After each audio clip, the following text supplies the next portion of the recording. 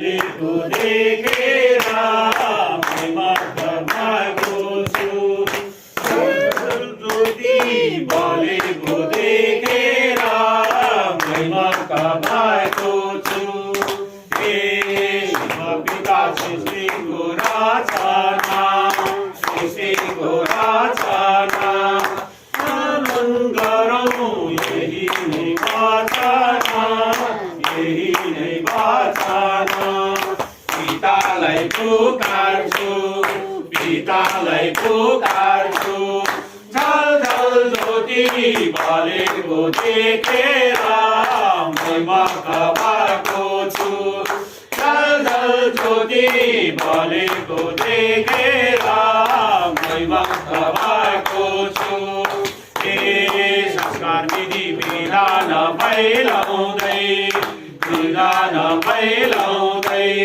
सन्तान बढौँ ढुगो झै मौलाउँदै पितालाई पुकार्छु पितालाई पुकार सूर्य सिंह देवीको त होइन निलमको बोली वचन हो भनेर मैले अस्ति नै भनिहालेँ। तर पनि सूर्य सिंह देवीले सही बाटो हिँडाउँदै छिन् अनि सवारले गर्दाखेरि रथलाई पनि मैले सम्मान दिनुपर्छ भन्ने हिसाबले म चुप भएर बोल्दिनँ पनि र सानो कुरामा ठेस पुर्याउँदा पनि ठुलो चित्त दुख्छ त्यस्तो नहोस् भन्ने मेरो इच्छा सबैको इच्छा पनि यही हो। देवी देवता महादेवहरूको शरीरधारी भएपछि चिनिँदैन जन्मदाताको कर्मदाताको भाग्य विधाताको अनि आफैले गरेर आफैले हुने हो भन्ने मात्र हुन्छ। तर पिता अन्धो कानो बहिरो भए पनि जन्मदाताको पेटमा गर्भवासदेखि लिएर निक्लिउन्जेलसम्म विधान र संस्कार बनाइदिएको हुन्छ। त्यही बाटो हिँड्छन् तर भुल्छन् र कुबाटो लाग्छन् अनि दण्ड पाइने हो। अनि यसरी अध्ययन गर्नुपर्छ ज्ञान गर्नुपर्छ हामीले जान्नुपर्छ। पृथ्वीमा मनुष्यको चोला लिएर जन्म लिएको हो अनि त्यो दिमागमा सबै टिपेर अनि पछि जाने बेलामा त्यो दिमागले आत्मालाई बुझाइदिन्छ अनि त्यो दिमाग नचलेपछि आँखाहरू देखिँदैन शिथिल भएर हात खुट्टा चल्दैन। त्यो आत्माको सम्बन्ध भनेको यो टाउको गिटी नसाहरूमा हुन्छ। त्यहाँको एउटा नसा चुडियो भने आत्माले काम गर्न सक्दैन अनि आँखा ठिक ठाउँमा रहे पनि चल्दैन टाउको चल्दैन देखिँदैन पनि।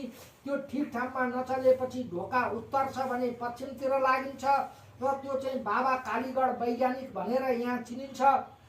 यो नसाहरू बनाउने बाबा नै हो। अनि कुन कहाँ के गल्ती गरिदिएको हुन्छ त्यो नसा बाङ्गो टिङ्गो गरिदिएपछि अपाङ्ग हुन्छ लाटो हुन्छ। पहिलेको कर्मको एक एक लेखाजोखा राखेको हुन्छ पिताले। अब हामीले हेर्दा पिताको आँखै खुल्दैन कुनै कानै सुन्नुहुन्न अचम्म छ। मैले तिमीहरूलाई पहिले सुरुमै भनेको छु म करोडौँ वर्षसम्म पितालाई को के भनेर मैले चिन्नै सकेको छुइनँ। तिमीहरूले त झन् के चिनौला। अब पिता यहाँ अन्धो कानो अब यहाँ चाहिँ सृष्टि यहाँ सुरु भइरहेको हुन्छ। सबै बनाउने मेरो कुरा सुनेर तिमीहरू अचम्ममा पर्छौ कतै सपनामा त छैनौ भन्ने हुन्छ। अब तिमीहरू छानबिन गर। अब समय धेरै पनि नलिउँ। भनाइको अर्थ हामी कसका हौँ त भन्दा शिवका हौँ। उहाँले रच्नु भोलि त हामीलाई बिरुवा रोप्दा त्यसको मालिक को हुन्छ भन्दा रोप्ने हुन्छ नि। त्यसैले गोडमेल गर्छ अन्तिममा गएर सर्वे सर्वा तिमी नै हुन्छौ। त्यो कुरा हो कि होइन किनभने धोका पाउनु ज्ञान प्राप्त गर्नु हो। जस्तो बोलेका कुरामा पनि फरक पर्छ भने त्यो सही हो। यदि मैले गल्ती नगरिदिएको भए तिमीहरूले मलाई पनि सिकाउन पाउने थिएनौ। जस्तो शिव नमो शिवाय ज्ञान नमो शिव भएपछि शिवबाट ज्ञान अनि शिवबाट नै विद्या आयो। पहिला कसको नाम लिनुपर्ने रहेछ भन्दा शिवको लिनुपर्ने रहेछ। यो कुरा तिमीहरूले सिकाएको सुझाएको कुरा पनि म लागू गर्छु। यसकारणले यस्तो सुझाव दिनेलाई स्याबासी दिनुपर्छ। मैले भने नि म पो गुरु मैले भनेको छैन। ठिक तिमीहरूले भनेको ठिक भनेर म मान्दछु। तिमीसँग सवाल जवाफ गर्दिन।